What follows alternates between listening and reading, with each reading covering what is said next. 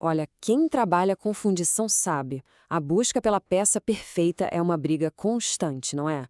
E um dos maiores desafios que gera um custo enorme com refugo é conseguir aquele acampamento superficial impecável. Pois é exatamente sobre a ciência e a prática por trás disso que a gente vai desvendar hoje. Então, vamos lá. Primeiro, a gente vai entender direitinho como funciona o mecanismo que cria aquela pele protetora na peça. Depois, vamos comparar os aditivos que temos na mão. Em seguida, o ponto-chave: controle a dose certa de cada um. E para fechar, um guia prático para diagnosticar problemas ali direto no chão de fábrica. Vamos começar pela base de tudo, pela ciência. Porque, né, para resolver um problema de acabamento, a gente precisa primeiro entender o que acontece naquela fração de segundo em que o metal líquido encosta no molde de areia. É aí que a mágica ou a ciência acontece.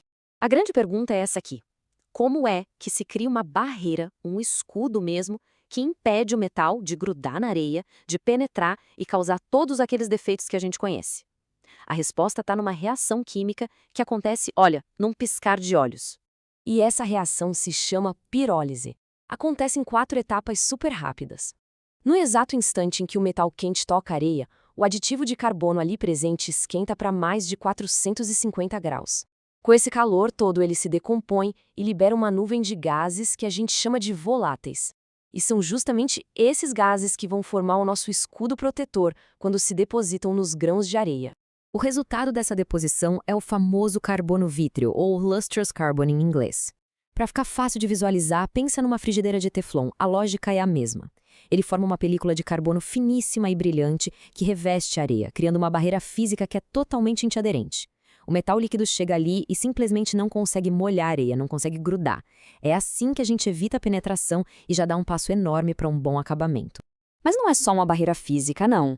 Aquela nuvem de gases que eu comentei, ela cria uma outra coisa super importante, uma atmosfera redutora.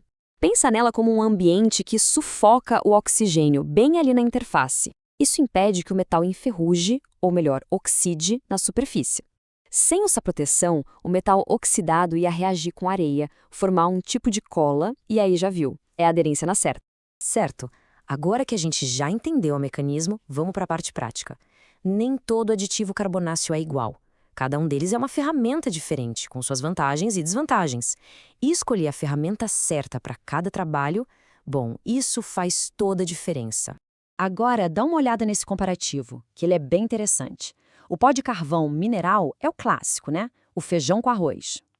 Bom para uso geral, mas deixa um resíduo de cinzas. Aí a gente sobe um degrau com o piche e o asfalto. Eles já geram mais carbono vítreo, o acabamento fica melhor. Mas o grande destaque aqui é o poliestireno. Ele tem a maior capacidade de gerar carbono vítreo, praticamente não deixa cinzas e o impacto ambiental é bem menor. Ou seja, para aquelas peças que exigem um acabamento top de linha, ele é a escolha ideal. Só que não adianta nada ter a melhor ferramenta se a gente não souber usar, certo?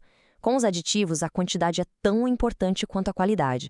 Excesso pode ser tão ruim ou até pior do que a falta. É um jogo de equilíbrio muito delicado.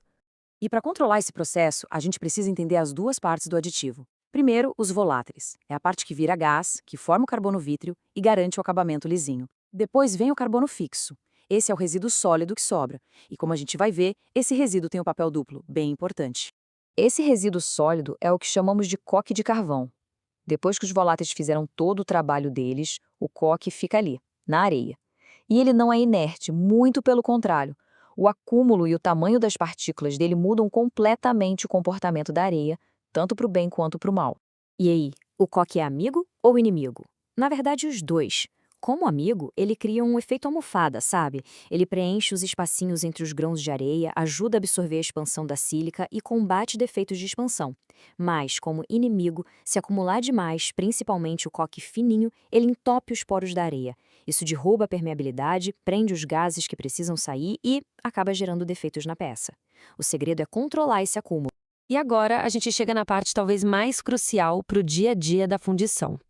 Como é que a gente sabe, só de olhar para a peça, se o problema é excesso ou falta de aditivo?